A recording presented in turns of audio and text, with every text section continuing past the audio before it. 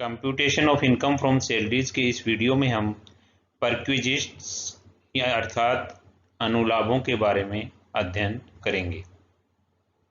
Perquisites अर्थात अनुलाभ या perks जिनको कहते हैं, ये क्या होते हैं? सामान्यतः अनुलाभ शब्द के अंतर्गत एक कर्मचारी को अपने नियोक्ता से प्राप्त विभिन्न प्रकार की सुविधाओं और लाभों को सम्मिलित किया जाता है।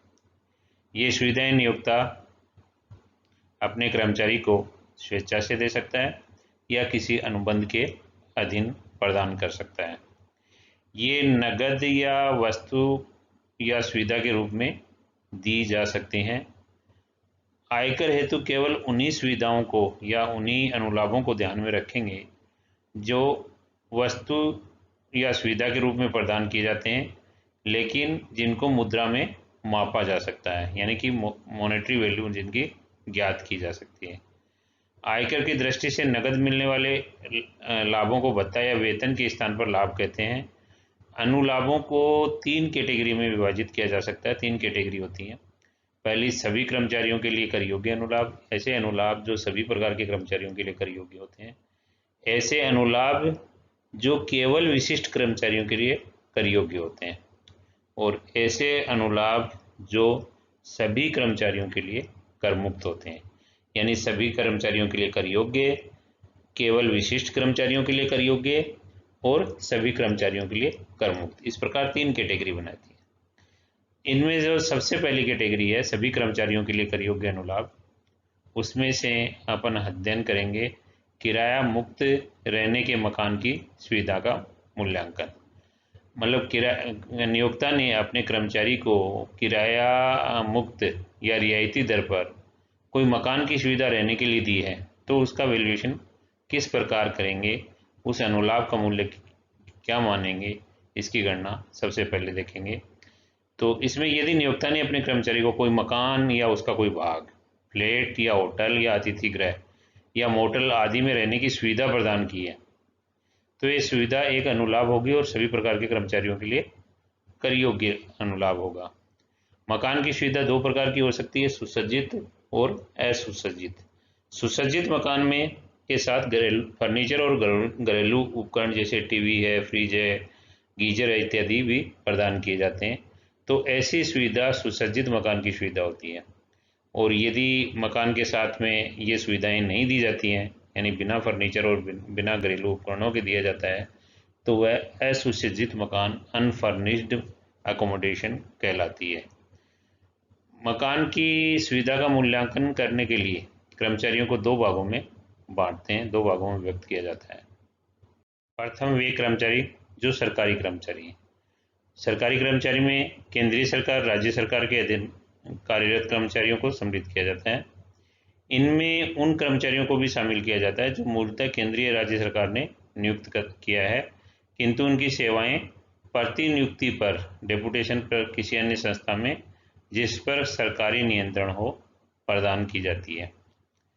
सरकारी कर्मचारी की श्रेणी में विदेशी सरकार, स्थानीय सत्ता और वैधानिक निगम के कर्मचारी सम्मिलित नहीं किए जाते हैं, यानी कि विदेशी सरकार है तो उसके नहीं, और स्थानीय सत्ता के कर्मचारियों को भी नहीं शामिल किया, और वैधानिक निगम के कर्मचारी भी उसमें सरकारी कर्मचारी की कैटेगरी में नहीं मानेंगे। यानी केंद्रीय सरकार और राज्य सरकार के कर्मचारियों को ही सरकारी कर्मचारी इस उद्देश्य से माना गया है।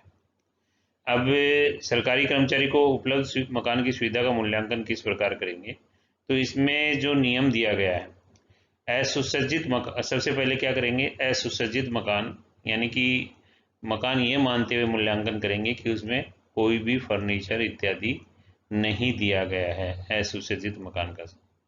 अब सरकारी कर्मचारी को अगर ये असुसज्जित मकान की सुविधा दी गई है, तो सुविधा का मूल्य वह राशि होगी जो यदि उसको फ्री में या मुफ्त में रहने के लिए नहीं दिया जाता, निःशुल्क रहने के लिए नहीं दिया जाता, तो उस कर्मचारी से जो राशि वसूल की जाती, यानी कर्मचारी को मकान क्या मिला है, निःशुल्क मिला रहने के लिए, किंतु यदि उसको निःशुल्क नहीं देते तो ऐसी स्थिति में उससे किराए के रूप में जो भी वसूल किया जाता वह सुविधा का मूल्य होगा। तो सुविधा का मूल्य क्या हुआ, असुसज्जित मकान की सुविधा का मूल्य, यदि कर्मचारी से जो भी राशि वसूल की जाती अगर उसको निःशुल्क नहीं दिया जाता तो उस स्थिति में वह सुविधा का मूल्य माना जाएगा।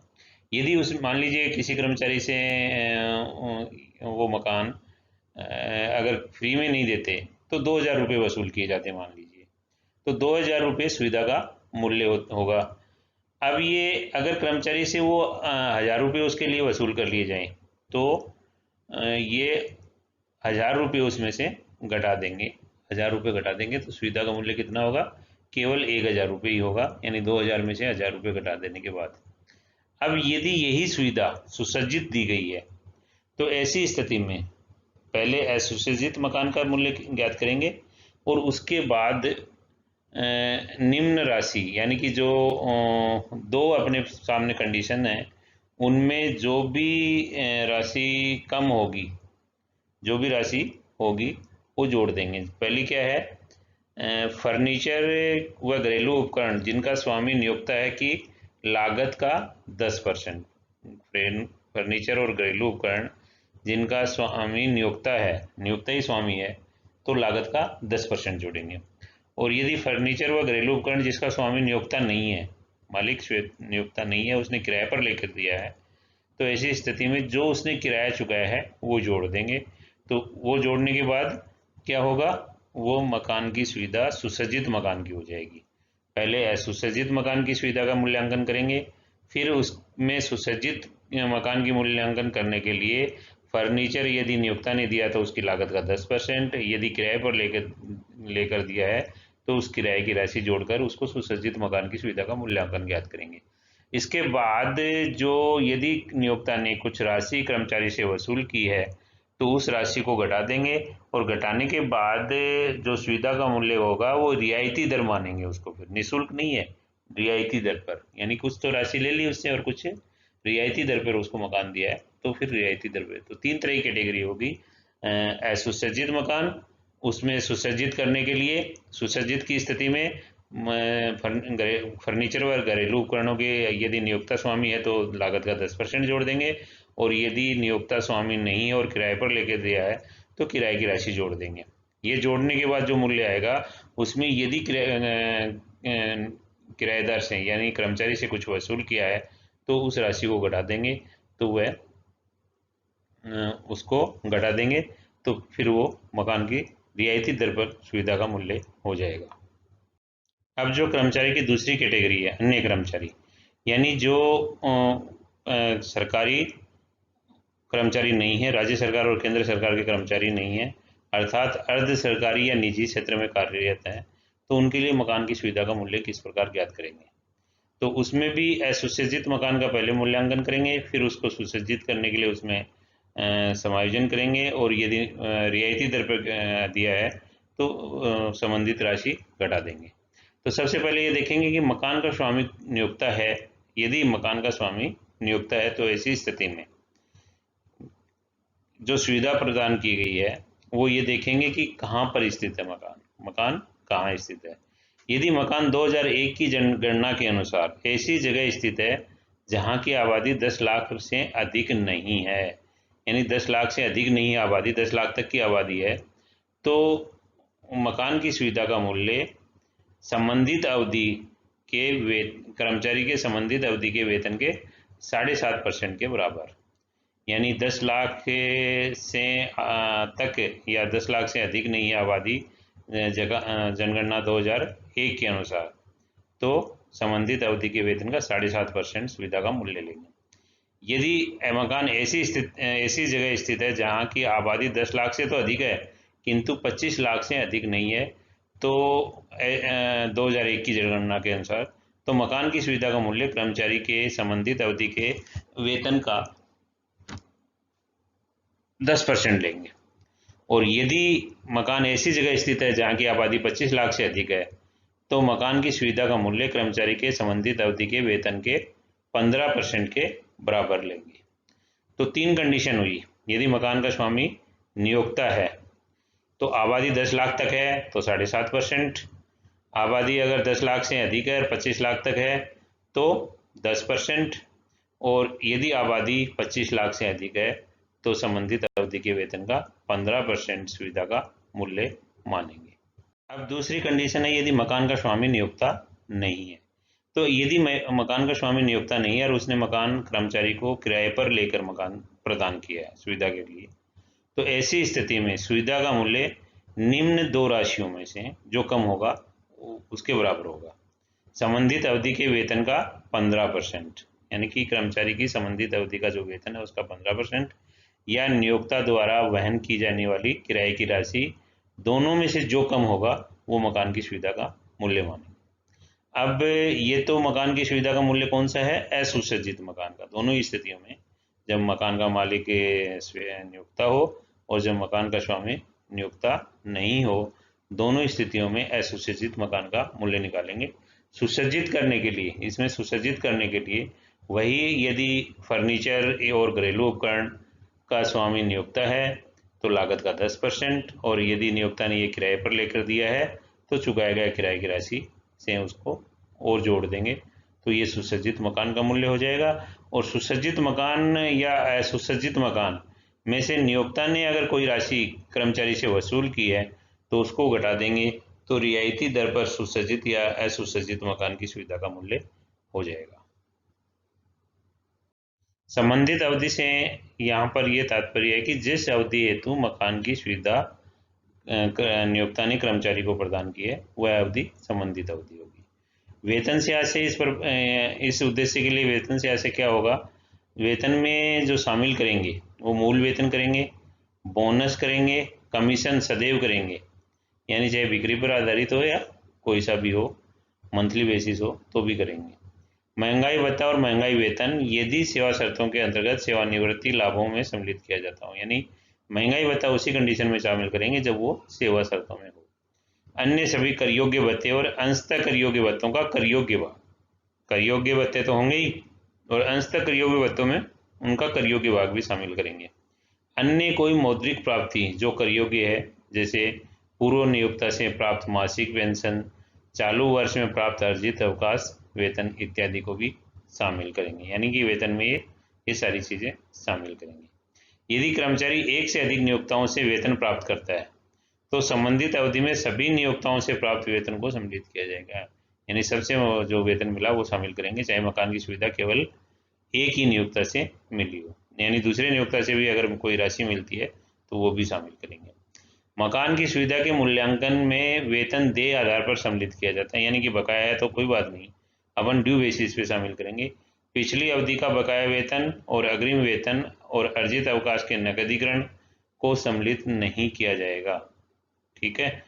इसके बाद भारत के बाहर उपार्जित वेतन भी सम्मिलित किया जाएगा, यानी भारत के बाहर भी उपार्जित वेतन है तो वो भी सम्मिलित किया जाएगा। यदि पर्सन में उचित किराया दिया गया है तो मकान का स्वामी नियोक्ता होगा, और वास्तविक किराया दिया गया है तो मकान किराए पर लिया माना जाएगा। यानी कि क्वेश्चन में किस प्रकार से लिखा हुआ है इस पर डिपेंड करेगा। यदि उचित किराया लिख रहा है तो इसका मतलब यह है कि उसमें मकान का स्वामी नियोक्ता है, और यदि वास्तविक किराया शब्द यूज किया गया है तो ऐसी स्थिति में ये डिसाइड कर लेंगे कि उस मकान को किराए पर लिया गया है। अब कुछ ऐसी आय हैं जो वेतन में इस उद्देश्य से शामिल नहीं करते, उनमें से जैसे प्रमाणित भविष्य निधि में नियोक्ता के वेतन के 12% से अधिक कर योग्य जो अंशदान है, और प्रमाणित भविष्य निधि में 9.5% से अधिक दर पर दिया गया ब्याज है, वो कर्मचारी के लिए कर योग्य होता है, परंतु इस पर्पज से वेतन में शामिल नहीं करेंगे। सभी प्रकार के अनुलाभों का कर योग्य मूल्यांकन भी शामिल नहीं करेंगे, करमुक्त भत्ते शामिल नहीं करेंगे, और भत्तों का करमुक्त भाग भी शामिल नहीं करेंगे। वेतन से आशय संबंधित अवधि के वेतन से है, अतः पूर्व अवधि के आधार पर ज्ञात की गई ग्रेच्युटी, पेंशन की एकमुश्त राशि, क्षतिपूर्ति और अर्जित अवकाश की सेवा मुक्ति पर प्राप्त एकमुश्त राशि वेतन की परिभाषा में सम्मिलित नहीं होंगी, यद्यपि यह मौद्रिक रूप से प्राप्त कर योग्य राशि होती है। अब करमुक्त आवास सुविधा कौन सी होती है? Exempted accommodation facility. कुछ ऐसी स्थितियां हैं जब नियोक्ता द्वारा प्रदान की गई आवासीय सुविधा पूर्णतः करमुक्त होती है। इसमें उच्चतम एवं उच्च न्यायालय के न्यायाधीशों, केंद्रीय मंत्री, विपक्ष के नेता एवं संसद के अधिकारियों को प्रदान की गई आवास सुविधा पूर्णतः कर मुक्त होती है। यदि मकान दूर दराज के क्षेत्र में है, रिमोट एरिया में है, जो शहर से कम 40 किलोमीटर दूर है तथा जिसकी जनसंख्या गत वर्ष में 20,000 से अधिक नहीं है, में उपलब्ध कराया गया है तथा कर्मचारी निम्न स्थानों पर नियुक्त है, तो ऐसी आवास सुविधा पूर्णतः कर मुक्त होगी। यानी कि शहर से 40 किलोमीटर दूर होना चाहिए और उस जगह का आबादी 20,000 से अधिक नहीं हो। तो ऐसी स्थिति पर अगर सुविधा दी है रिमोट एरिया में, तो वह सुविधा पूर्णतः कर मुक्त होगी। इसमें खनन स्थान पर, माइनिंग साइट पे, ऑन शोर ऑयल एक्सप्लोरेशन साइट पे, प्रोजेक्ट साइट पे, डैम साइट पे, पावर जनरेशन साइट पे, इन जगहों पे अगर सुविधा प्रदान की गई है तो वह कर मुक्त है। यदि कर्मचारी का स्थानांतरण हो जाता है तो ऐसी स्थिति में नई नियुक्ति के स्थान पर आवश्यक सुविधा भी दी जाती है और पहले वाला मकान भी उसके पास रहता है। तो ऐसी स्थिति में 90 दिनों तक दोनों में से केवल एक आवास सुविधा कर योग्य होगी। यानी नई नियुक्ति के स्थान पर भी उसको आवास सुविधा मिल गई और पुराने वाले भी, और पुराना वाला मकान जो पहले वाला है वो उसने खाली नहीं किया है। तो ऐसी स्थिति में पहले वाली आवास सुविधा और बाद वाली आवास सुविधा दोनों में से 90 दिन तक केवल एक सुविधा को कर योग्य करेंगे और दूसरी को कर मुक्त कर देंगे। किंतु 90 दिन के पश्चात पहले वाला आवास अगर खाली नहीं करता है तो 90 दिनों के बाद दोनों आवास कर योग्य हो जाएंगे, दोनों आवासों को कर योग्य मानेंगे। यदि नियोक्ता ने कर्मचारी को होटल में रहने की सुविधा प्रदान की है, चाहे कर्मचारी सरकारी हो या गैर सरकारी हो, तो ऐसी स्थिति में जो दो कंडीशन अपने पास, उनमें दोनों में से जो कम राशि होगी वह कर योग्य होगी।